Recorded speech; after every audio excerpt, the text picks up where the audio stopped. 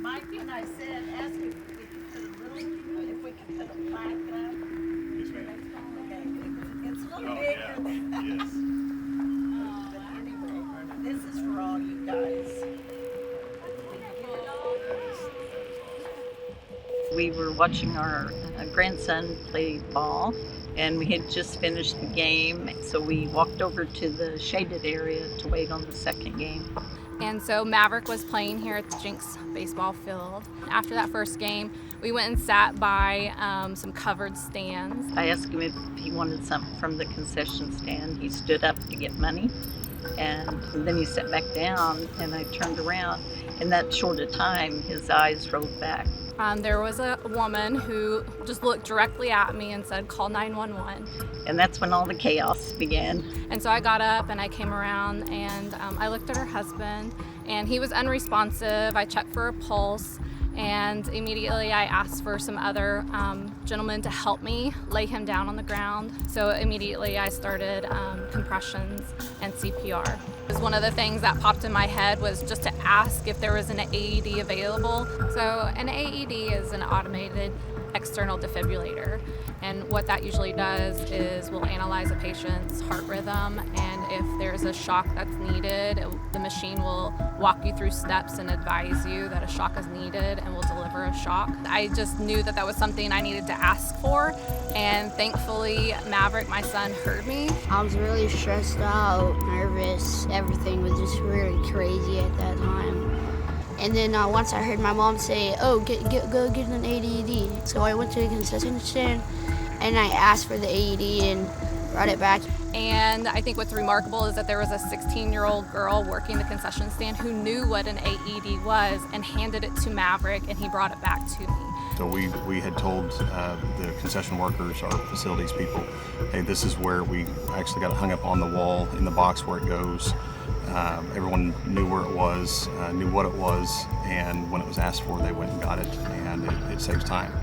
Cases like that, seconds, minutes, those count towards reviving a person back to life. And so I was able to follow the prompts, analyzed him, and it said shock advised, and so the AED shocked, and we were able to continue compressions at that time. There was another gentleman that stepped in, asked if he could help take over, and so he took over compressions.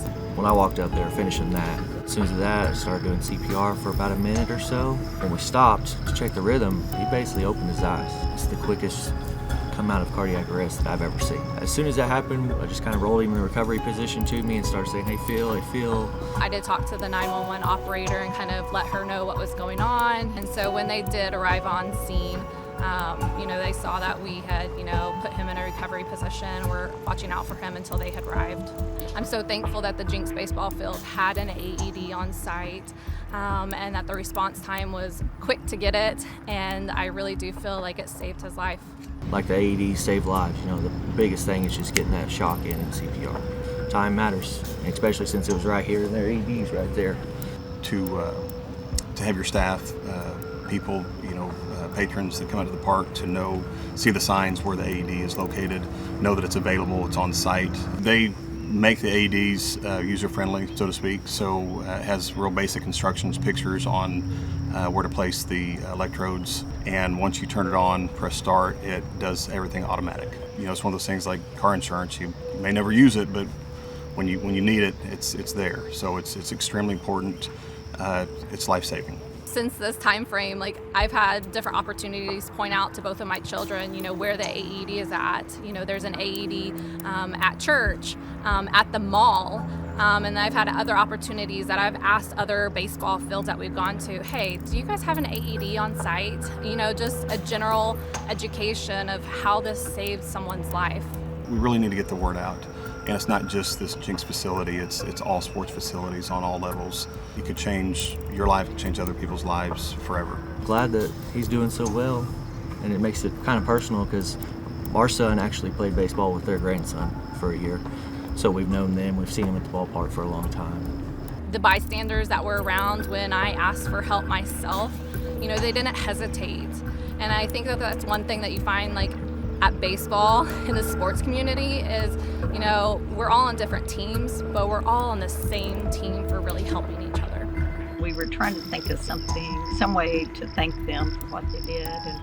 And we thought, well, maybe a plaque where they could, put, and everyone could read about the AED and how it saved him. And we didn't have one in our hometown for the Little League.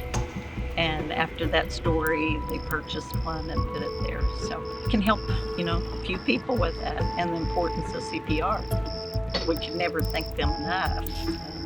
The love we have for all of them, but yeah, because that allowed us to come back to hopefully many more games. We have 19 grandchildren. I have to thank God first, Yes. and then thank each and every one of you for what you've done. God knew where to put you that day. Yeah. They're part of our family now, whether they like it or not. They are. That's pretty much it. Yeah. And Yeah. have to- They were the true heroes. yeah, really.